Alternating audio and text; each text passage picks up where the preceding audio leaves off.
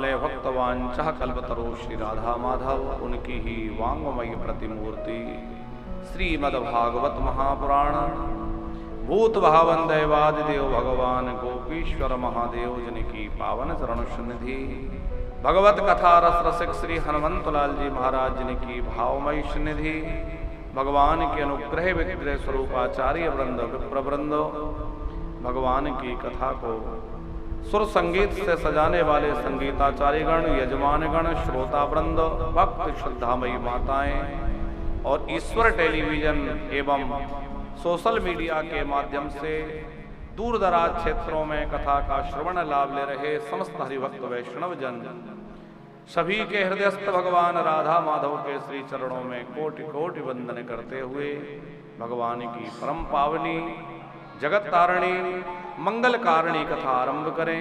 कथा के पूर्व भगवान नाम का आश्रय ग्रहण करें जिससे कि हमारा मन संसार की ओर से हट करके भगवान के श्री चरणों में लग जाए, भगवान की मंगलमयी कथा में लग जाए।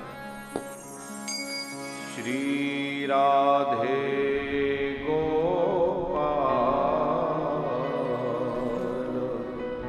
भज मन श्री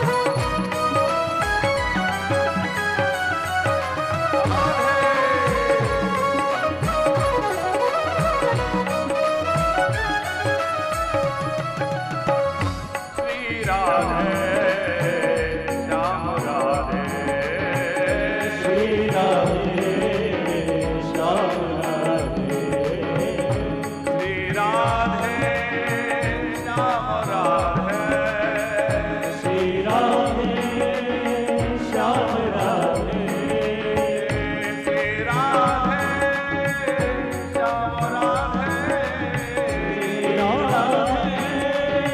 श्याम राधे, ओ श्री राधे श्याम राधे, श्री राधे श्याम राधे, श्री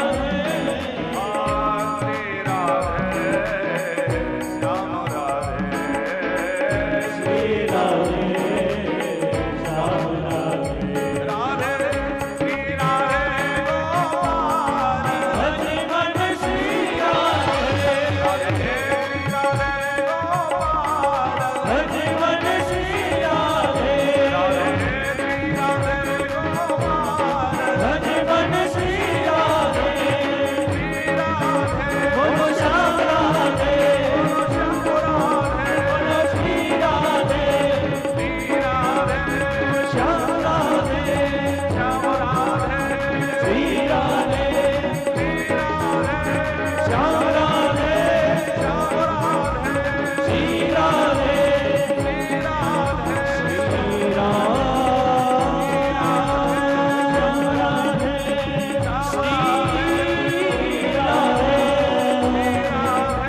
श्री राधे श्री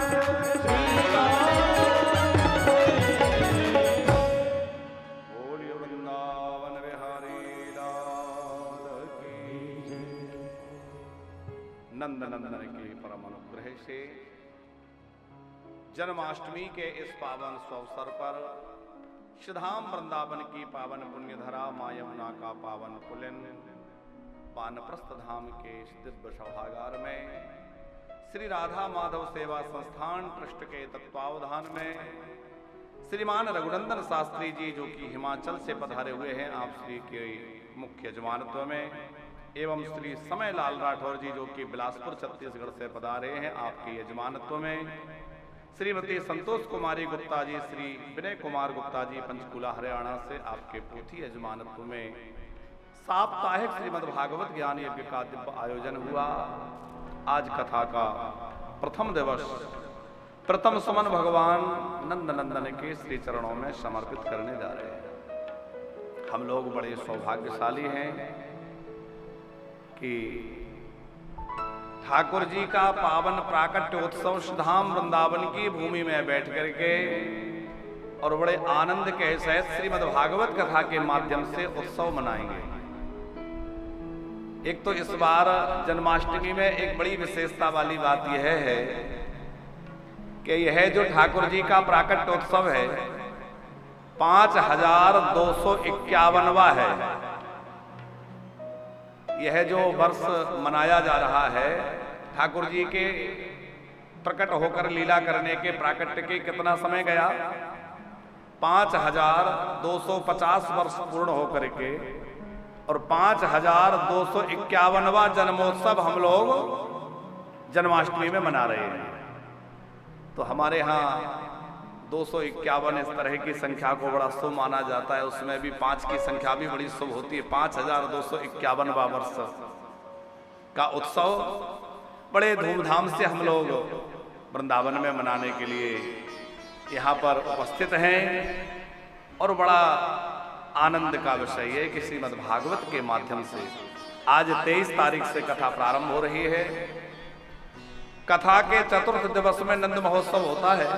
हम लोग सब लोग नंदोत्सव चौथे दिन मनाते हैं और आज से कथा आरंभ हो रही है। तो 26 तारीख को हमारी कथा में भी चतुर्थ दिवस रहेगा और उस चतुर्थ दिवस में ही जन्माष्टमी महापर्व रहेगा और उस पावन जन्माष्टमी के अवसर पर हम लोग नंदोत्सव का यहाँ खूब आनंद लेंगे, दिव्य रूप से नंदोत्सव मनाएंगे और ठाकुर जी की मंगलमयी कथाओं का श्रवण पान करते हुए हम लोग यही कामना करेंगे, यही प्रार्थना करेंगे कि प्रभु जैसे आप गोकुल में यशोदा के आंगन में प्रकट हुए उसी प्रकार मेरे हृदय रूपी गोकुल में प्रकट हो जाइए।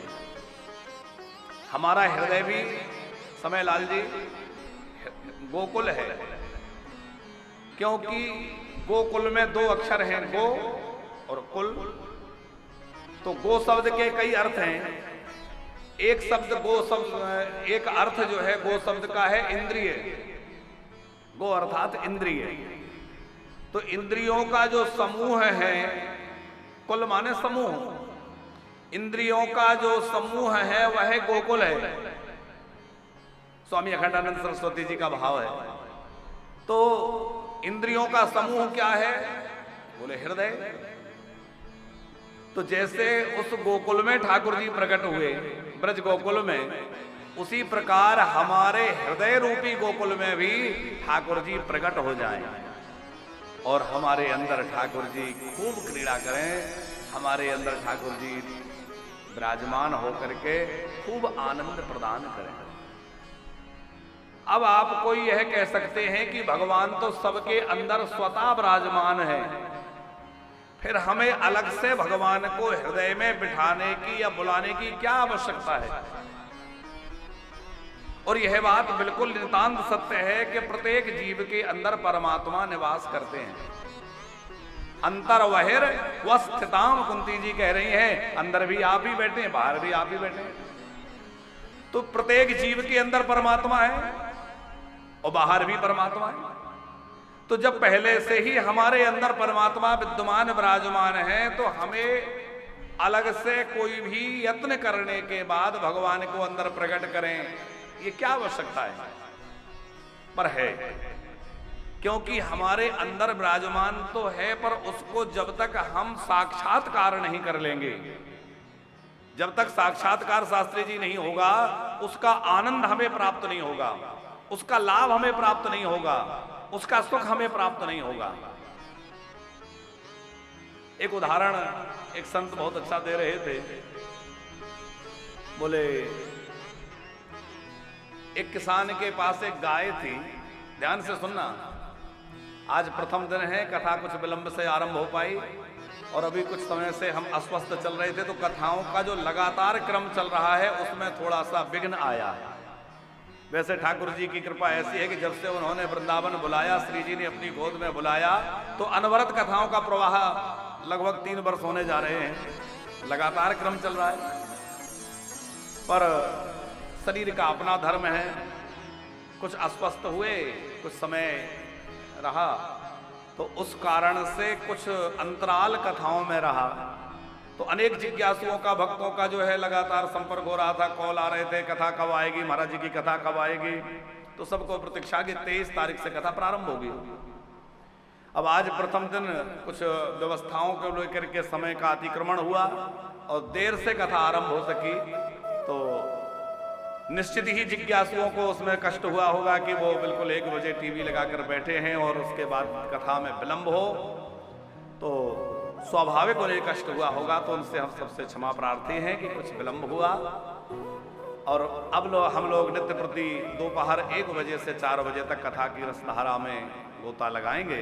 नित्य प्रति 1 बजे से 4 बजे तक ईश्वर टीवी पे आप लोग जो सुन रहे हैं और जो सन्मुख विराजमान हैं, आप लोग तो विराज के आनंद ले ही रहे हैं। जो चैनल के माध्यम से, यूट्यूब आदि के माध्यम से कथा का लाभ ले रहे हैं, वो भी खूब आनंद लेंगे।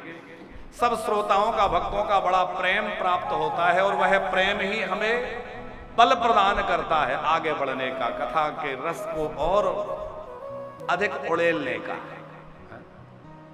ठाकुर जी कृपा करें और सबके हृदय में वह रस प्रकट हो। तो हम आपसे निवेदन कर रहे थे शास्त्री जी, किसान के पास गाय थी और उस गाय को कोई बीमारी हो गई, किसान की गाय बीमार पड़ गई। वो वैद्य के पास गया, वैद्य ने देखा करके गाय को और उसकी लक्षणों को समझ करके कोई औषधि दी और कहा कि इस औषधि को घी में मिला करके गाय को पिला देना, गाय स्वस्थ हो जाएगी। अब वो किसान व्यक्ति, उसने थोड़ा अपना बुद्धि लगाई, विचार किया कि घर में घी है नहीं, अभी अभी गाय ने बछड़ा दिया था, अब दूध निकलता फिर घी होता, लेकिन व्यवस्था कहां से करूं, फिर मन में विचार आया कि दूध तो मैंने निकाला नहीं, तो वो दूध गाय के अंदर ही तो है। गाय बीमार हो गई, दूध नहीं निकल पा रहा है, तो वो दूध कहाँ है? गाय के अंदर है। घी कहां से निकलेगा? बोले दूध से ही निकलेगा। तो जब दूध गाय के अंदर ही है, उसी के अंदर घी है, तो मैं दवा पिला देता हूं, घी पहले से अंदर है, काम बन जाएगा। वैद्य ने कहा था घी में मिलाकर के चटाना पिलाना, पर उसने ऐसे ही दवा पानी में घोलकर पिला दी और अनुमान लगा लिया कि घी तो गाय के अंदर पहले से ही है। और बात बिल्कुल सत्य है कि गाय के अंदर घी है, चूंकि गाय के अंदर दूध है, दूध से घी निकलना है। अब उसने दवा खिलाई, औषधि पिलाई, लेकिन गाय स्वस्थ होने की बजाय और ज्यादा बीमार पड़ने लगी। फिर वैद्य के पास गया, वैद्य जी आपने दवा दी थी, 3 दिन का समय हो गया, 3 दिन से लगातार दवा खिला रहा हूं, गाय तो और बीमार हो गई। वैद्य जी ने कहा ऐसा कैसे हो सकता है, निश्चित तुमने दवा खिलाने में कुछ चूक की होगी। पूछा कैसे कैसे खिलाई, तो अपनी युक्ति बतला दी। बोले मैंने सोचा घी तो है ही, दवा खिला देता हूं। वैद्य जी ने सर पकड़ लिया, अरे भले आदमी बाबरे, ये बात एकदम सही है कि गाय के अंदर घी है, लेकिन ऐसे काम नहीं चलेगा। जब तक गाय से घी दूध दुहा ना जाए, फिर उसको बढ़िया दही बनाया जाए, फिर इसको मंथन हो, उससे मक्खन निकले और उस मक्खन को आग में तपा करके शुद्ध घी निकाला जाए, तब ही वो घी वो कार्य करेगा जो काम घी का है। ये बात सत्य है कि नहीं समझलाल जी? तो गाय के अंदर घी था, ये बात भी सत्य है, लेकिन काम कब किया? जब वो क्रिया के द्वारा प्रकट होकर पृथक हो गया, तब उसने कार्य किया। उसी प्रकार हम सबके अंदर परमात्मा तो पहले से ही विराजमान है, सबके अंदर है, लेकिन हम उसको एक पद्धति के द्वारा प्रकट करें, और प्रकट करने के बाद जब वह साक्षात्कार हो जाएगा और अनुभव में हमें आ जाएगा, तो जिसका अभी हमें आनंद प्राप्त नहीं हो रहा है, उसका आह्लाद आनंद प्राप्त होने लगेगा, क्योंकि वह आनंद सिंधु है और हम दुख के सागर में डूब रहे हैं। यदि हमें यह अनुभव होता कि हमारे अंदर भगवान है, तो बताइए कोई दुखी होता? और जिनको अनुभव हुआ वो दुख से परे हो गए। परिस्थितियां चाहे जैसी रहे, पर उनकी मनः स्थिति प्रसन्नता की रहती है। चाहे आप गोस्वामी तुलसीदास जी को देख लीजिए, चाहे आप मीरा जी को देख लीजिए, उनकी परिस्थितियां कितनी प्रतिकूल हुई, पर मनः स्थिति प्रसन्नता से भरी रही। उनके मन में कोई विषाद, कोई गिलानी, कोई दुख नहीं है। कोई हृदय में बैठा हुआ वह परमात्मा अब उन्होंने जान लिया, उसका साक्षात्कार हो गया। उनके हृदय रूपी गोकुल में वह कन्हैया प्रकट हो गया, और जब प्रकट हो गया तो उन्हें इतना फुर्सत ही नहीं कि वो गैरों की फिक्र करें, किसी की बातें सुने। कौन हमें ताने देता है, कौन हमें भला कहता है, कौन बुरा कहता है, ये विचार करने की फुर्सत तो उसको हो जो फालतू हो। मीरा कहती है मेरे पास इतना समय नहीं है, क्योंकि मेरा तो पल पल गोविंद की स्मृति में लगा हुआ है। मैं तो गोविंद के प्रेम में ऐसी डूबी हूं कि मुझे इतना समय नहीं है कि कौन क्या कह रहा है। मुझे इस बात का कोई अवकाश ही नहीं है कि कोई मुझे क्या कह रहा है, क्या कर रहा है, क्या हो रहा है, क्योंकि वह उस परिस्थिति से ऊपर उठ गई है। हम लोग छोटी छोटी बातों से आहत और परेशान हो जाते हैं, छोटी छोटी बातें हमें विचलित कर देती हैं। क्यों? क्योंकि हम लोग अभी उस स्थिति को प्राप्त नहीं कर पा रहे हैं। हम लोग श्रीमद् भागवत की कथा सुने, श्री रामचरितमानस की कथा सुने, शिव महापुराण की कथा सुने, इन सब का हेतु क्या है? बोले कथा का हेतु यही है कि अंदर बैठा हुआ वह परमात्मा प्रकट हो, उसके उस आनंद की अनुभूति हमें हृदय में हो जाए, और उस आनंद अनुभूति के बाद हम संसार के दुख से निवृत्त हो जाएंगे। उसके लिए कोई प्रयत्न नहीं करना पड़ेगा। हमारे अंदर वह जब सुख सागर प्रकट होगा तो दुख से छूटने का प्रयत्न नहीं करना पड़ेगा। कैसे? जैसे सूर्य के उदित होने के बाद अंधेरे को भगाने का कोई प्रयत्न करना पड़ता है क्या? सूर्य जब प्रकट होते हैं तो रात्रि स्वतः समाप्त हो जाती है। सूर्य जब उदित होते हैं तो अंधेरा अपने आप मिट जाता है। उसी प्रकार ठाकुर जी जब हृदय में प्रकट होते हैं तो दुख का अंधेरा अपने आप भाग जाता है, विपत्तियां अपने आप दूर हो जाती हैं और अपने आप आनंद में वह व्यक्ति हिलोर लेने लग जाता है। आज से 5250 वर्ष पूर्व ठाकुर जी इसी ब्रजमंडल में प्रकट हुए और बड़ी मधुर लीला की, और वह लीला आज भी ब्रज में नित्य है। ऐसा नहीं कि तब लीला हुई, ठाकुर जी की लीला नित्य है। आज भी वृंदावन में निरंतर लीला हो रही है, पर उसका अनुमान, उसका आनंद, उसका सुख वही ले सकते हैं जिन्हें गुरु कृपा, संत कृपा प्राप्त है। हर कोई को अनुभव नहीं होता। इतने लोग वृंदावन आते हैं तो क्या सबको वृंदावन की दिव्यता का अनुभव हो पाता है? बहुत सारे लोग तो गलियां, मकान, दुकान आदि आदि देख करके चले जाते हैं और वो यही कहते हैं कि भाई वृंदावन ठीक है, वहां सकली गलियां हैं, वहां ऐसा है, वहां वैसा है। एक सज्जन कहीं हमें मिले, हमने पूछा वृंदावन कभी गए? बोले हाँ वृंदावन गए, बहुत साल पहले गए थे। हमने पूछा वृंदावन में तुम्हें क्या अच्छा लगा? बोले सबसे अच्छा हमें वहां की लस्सी बहुत अच्छी लगी। क्या अच्छा लगा? वृंदावन की लस्सी बहुत अच्छी लगी।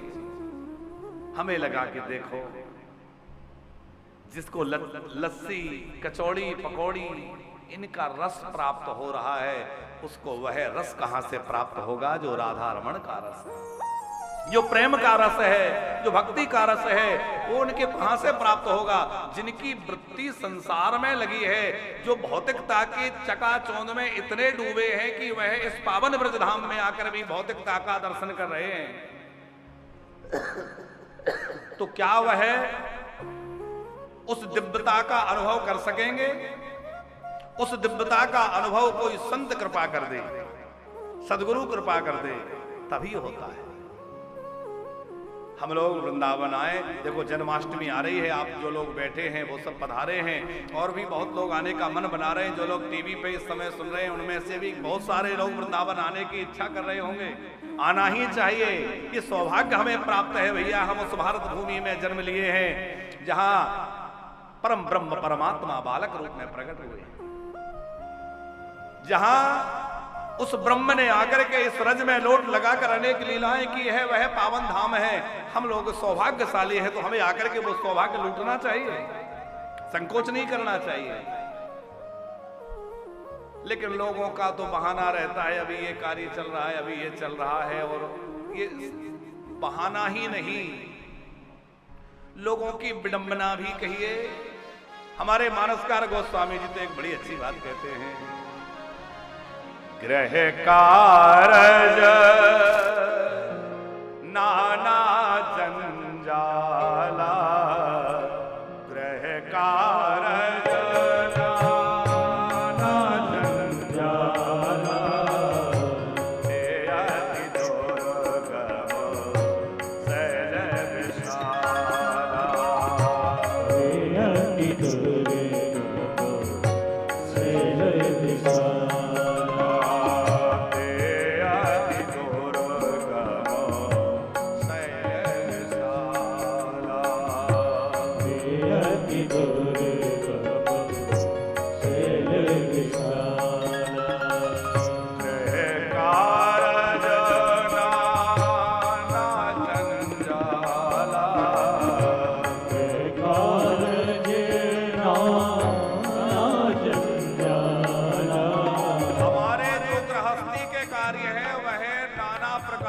जंजाल हैं। नाना जंजाला कहा माने एक दो तरह के नहीं, अनेक प्रकार के, कभी कोई समस्या, कभी कोई समस्या, और वह अत्यंत दुर्गम पर्वतों की तरह हमारे मार्ग में अवरोध पैदा करते हैं। जाना तो चाहते थे पर क्या करें, रिजर्वेशन भी हो गया था, पूरी तैयारी भी रखी थी, पर ऐसा हो गया, कोई ना कोई कारण बन जाएगा। तो ते अति दुर्गम शैल विशाला, वह अत्यंत दुर्गम पर्वत की तरह हमारे रास्ते में बन जाते हैं। और शास्त्री जी, हमें तो लगता है कि हमारे कर्म बाधा बनते हैं, हमारे जो कुछ प्रारब्ध ऐसा कर्म है। आप बहुत दिनों से वृंदावन जाने का मन बना रहे हैं, श्री अयोध्या धाम जाने का मन बना रहे हैं, या किसी पावन तीर्थ में जाने का मन बना रहे हैं और नहीं जा पा रहे हैं, तो समझ लेना कि हमारे बुरे कर्म हमें वहां तक जाने नहीं दे रहे। जब हमारा शुभ उदित होगा, अपने आप संयोग बन जाएगा। हमारा अशुभ हमें वहां पहुंचने नहीं दे रहा है, पर हम दृढ़ संकल्पित होकर के और फिर भी प्रयास तो करते रहें, हमारा अशुभ ठाकुर जी नष्ट कर देंगे। श्री जी कृपा करके अपने धाम में बुला लेंगे, अपनी गोद में बिठा लेंगे। अति दुर्गम शैल विशाला, अति दुर्गम शैल विशाला। आ कौन सकता है? देखो, मानस में गोस्वामी जी ने यह बात जो कही है वो भगवान की कथा के लिए कही गई है, पर इसको आप कथा के साथ साथ इससे भी जोड़ें कि भगवान के धाम में, भगवान के स्थान में, भगवान की कथा में, सत्संग में जाने में ये अवरोध है। और जाने में सहायक कौन है? जे श्रद्धा संबल रहेगा, नहीं संतन कर साथ, तेने कहा मानस अगमवती, जे नहीं ना प्रिय रघुनाथ।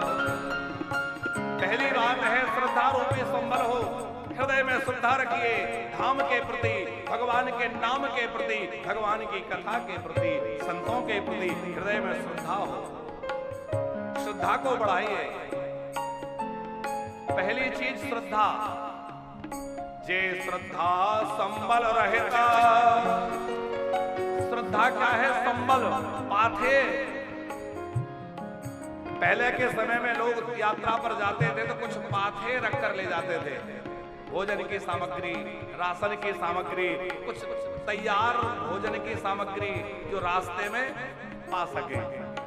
आजकल पाथे के रूप में हम लोग पैसा लेके चलते हैं, एटीएम कार्ड लेके चलते हैं, कोई और डिजिटल माध्यम से पेमेंट का साधन व्यवस्था लेके चलते हैं, उसी से सब काम हो रहा है। पर है तो वो पाथे। आपके जेब में पैसा ना हो और आपके बैंक में भी बैलेंस नहीं है कि आप यूपीआई कर दें, कि नेट बैंकिंग का प्रयोग कर लें, और आपको यात्रा करनी है लंबी, तो चिंता होगी कि नहीं?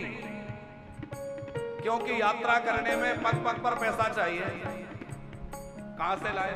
है नहीं, तो यात्रा निर्विघ्न संपन्न हो पाएगी? नहीं हो पाएगी।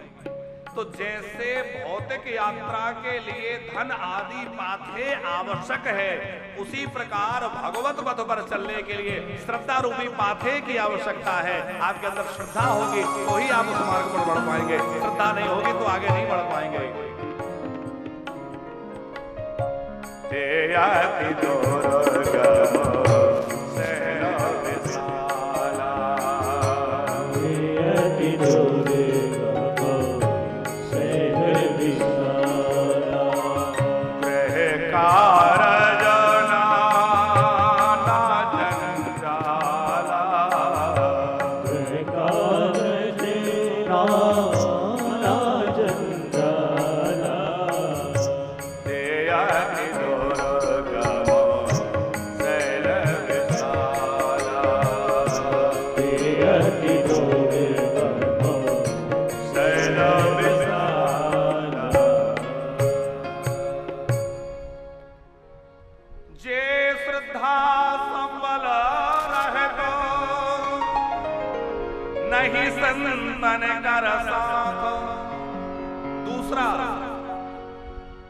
धाम की प्राप्ति, नाम की प्राप्ति, कथा की प्राप्ति किसको होती है? बोले जो संतों का आश्रय लेके रखते हैं, जिन्होंने संत संग नहीं किया, संतों का आश्रय नहीं लिया, उनको भी बहुत मुश्किल है।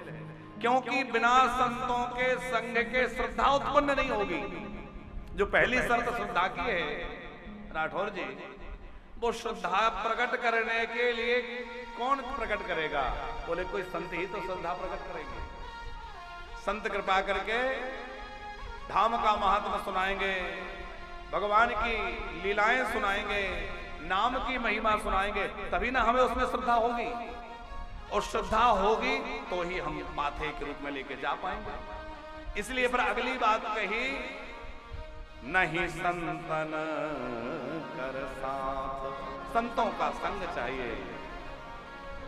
संत का संग नहीं है तो भी संभव नहीं है, श्रद्धा ही उत्पन्न नहीं होगी तो आगे की बात कैसे बनेगी? इसलिए संतों का संग करें। पहली बात श्रद्धा, दूसरा संत का संग, और तीसरा रघुनाथ जी की यानी ठाकुर जी की कृपा। तिन कहा मानस अगम अति, जिन्हीं ना प्रिय रघुनाथ।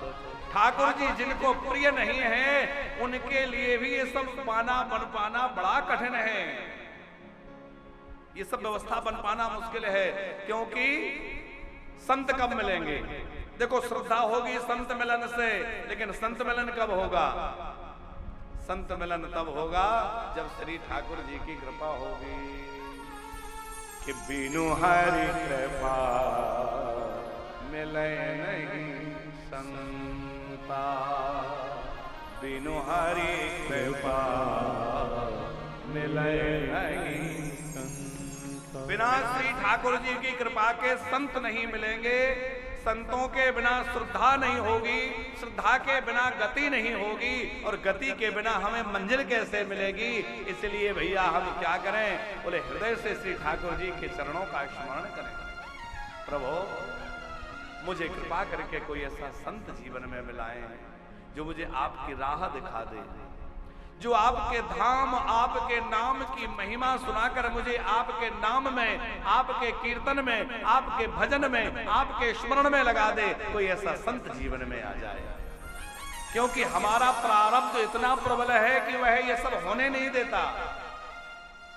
पर संतों के आशीर्वाद में इतना सामर्थ्य है कि जीव का प्रारब्ध कट जाता है। और राठौर जी संत के आशीर्वाद की बात आई तो एक स्मरण आया। हमारे पूज्य सदगुरुदेव तुल्य पूज्य मलुक पीठ वाले महाराज श्री जी एक अपने गुरु जी का संस्मरण सुना रहे थे। उनके पूज्य सदगुरुदेव भक्तमाली जी तो रहे, एक जो पहाड़ी बाबा, आप सबने नाम सुना होगा, तो पहाड़ी बाबा के संदर्भ में आप श्री पूज्य महाराज श्री जी ने एक संस्मरण सुनाया। महाराज जी ने सुनाया कि जब हम विद्यार्थी जीवन में थे, ठाकुर जी की सेवा मंदिर में करते थे, पुजारी भी थे, विद्यार्थी थे। पहाड़ी बाबा उस समय विराजमान थे। उनके आश्रित कोई एक परिवार जो उस समय कलकत्ता में रहता था, वो महाराज जी से जुड़ा हुआ था, दीक्षा ले रखी थी, भाव था गुरु जी का। उनके बच्चे को कोई भयंकर प्रारब्ध के कारण बीमारी आ गई, और बीमारी ऐसी आई, कोई दवा रिएक्शन कर गई, कुछ हुआ। तो महाराज जी ने सुनाया कि डॉक्टरों ने कह दिया कि अब इसका बच पाना संभव नहीं है। तमाम हॉस्पिटलों में ले गए, उपचार कराया, लेकिन उस बालक का ठीक हो पाना कहीं से भी संभव नहीं लग रहा था। तो उन लोगों ने वहीं से मन ही मन गुरु जी को स्मरण किया कि गुरुदेव भगवान कोई कृपा करें। अब दुखी व्यक्ति तो किसको, हरि गुरु को स्मरण करेगा, जो शरणागत होगा, भक्त होगा।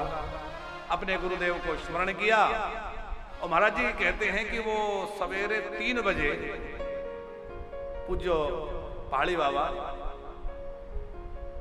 नित्य प्रति सवेरे जल्दी तो उठ करके पूजा में बैठ ही जाते थे।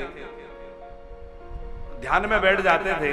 तो उस दिन 3 बजे ही वो तुलसी दल लेकर आए, ठाकुर जी को तुलसी दल अर्पण किया और बाहर दरवाजे के पास खड़े होकर कुछ इशारा सा करने लगे। तो महाराज जी कहते कि हमें आश्चर्य हुआ कि महाराज जी ये क्या कर रहे हैं, अभी तो ठाकुर जी की सेवा नहीं हुई, तुलसी आदि अर्पण नहीं हुआ, और महाराज जी अचानक ये क्या कर रहे हैं, पूछने की हिम्मत किसी में थी नहीं। रात्रि में महाराज जी ने जब पूरा दिन व्यतीत हो गया, रात्रि में कोई सेवा करते हुए पूछा कि महाराज जी आपको सवेरे ऐसा हुआ तो क्या कारण था। महाराज जी ने कहा नहीं कोई बात नहीं, बता सकते हो तो कृपा करें। तो पहाड़ी बाबा ने बतलाया कि अमुक स्थान पर वो एक शिष्य परिवार है और उनका बालक जो है बहुत ज्यादा कष्ट में था, उसके लिए कुछ व्यवस्था की। वो बात वो सब पुरानी हो गई, भूल गए। कई दिनों के बाद वो परिवार वहां से आया दर्शन करने, तब उस परिवार ने वो घटना सुनाई कि बालक की मृत्यु हो गई थी, प्राण निकल गए। और बालक ने भी सुनाया कि मेरे प्राण जो है मुझे पकड़कर खींच करके कोई ले जा रहा था, बड़े भयंकर बड़े बड़े दांतों वाले लोग थे, मुझे पकड़ के खींच के ले जा रहे थे। और मैंने देखा कि गुरुदेव भगवान वहां आए और गुरुजी ने सबको फटकार लगा के वहां से उनको भगा दिया, मुझे छुड़ा करके और ले आए, और पुराने अपने शरीर में आकर वो जीवात्मा प्रवेश कर गई। बात समझ में आई? गुरुदेव ने उसका वह इतना प्रबल प्रारब्ध कि कहां तो उसके प्राण निर्गत हो गए, प्राण निकल गए, यमदूत उसके प्राणों को खींच कर ले जाने लगे। कोई पाप कर्म रहा होगा जिससे यमपुरी की ओर जा रहा था, लेकिन गुरुदेव का स्मरण परिवार ने किया, और गुरुदेव के स्मरण करते ही क्या हुआ कि गुरुदेव ने यमदूतों के हाथ से उस जीवात्मा को छुड़ा करके पुनः प्रदान कर दिया। तो ये क्या है कि सदगुरु संत कृपा करके आपके कठिन से कठिन प्रारब्ध को भी काट सकते हैं, उसको मिटा सकते हैं।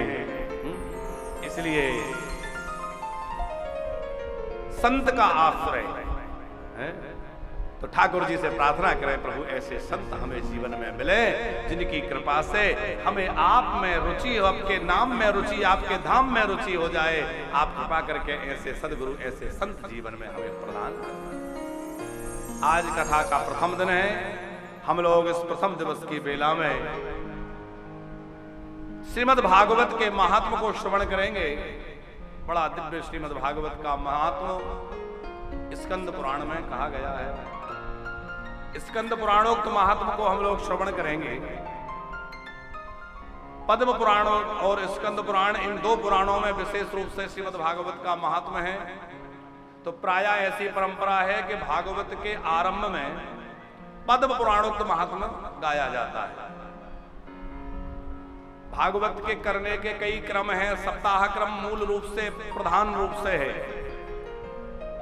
शास्त्री जी विशेष रूप से सप्ताह क्रम की महिमा है, लेकिन इसको मासिक रूप से सुनने का भी विधान है। और जहां मासिक रूप से भागवत सुनना हो तो वहां स्कंद पुराणोक्त महात्म की प्रधानता हो जाती है। और वार्षिक रूप से सुनने का भी नियम है। 1 वर्ष का नियम लेकर कोई सुने। अब आजकल लोगों पे इतना समय नहीं है, इतनी सामर्थ्य नहीं है कि साल भर का नियम ले ले, इसलिए 7 दिन का नियम सर्वोत्तम माना जाता है। लेकिन नियम जो है सप्ताह के बाद मासिक का भी है, और फिर उसके बाद वार्षिक श्रवण का नियम भी है। और वार्षिक जहां कथा हो वहां पद्म पुराणोक्त और स्कंद पुराणोक्त दोनों महात्मा ही चर्चा होनी चाहिए। प्रायः पद्म पुराण के महात्म की चर्चा होती है, तो हम लोग उसी में प्रवेश करते हुए भागवत के महात्म को समझने का प्रयास करेंगे। सच्चिदानंद रूपाय